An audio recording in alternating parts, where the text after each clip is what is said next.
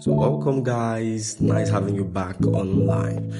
So today I'll be making a tutorial on how we achieved this ginger color for this wonderful lady. Her name is, she's greeting you guys.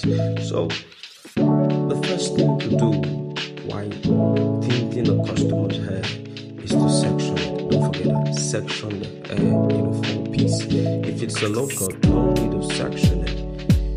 No need of sectioning. You can apply your tint once. No need of sectioning. So you section the hair.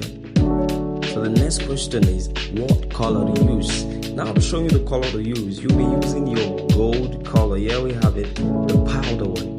It's really active. So you mix it together with your activator. After mixing, you stir properly and apply. So here we applied it already on her. She's feeling hot inside. After applying, the next thing is to wash properly. Wash out every single particle of this powder dye off. Wash properly with your shampoo. No need of using conditioner. Okay, I'll be washing yours in. The black container there is my Dress Me shampoo. So, and also note you dry properly. Note you dry properly. Dry properly. Okay, here's my other product. I'll be using the ginger color Adore. Using the ginger color, you could mix with shampoo or your activator.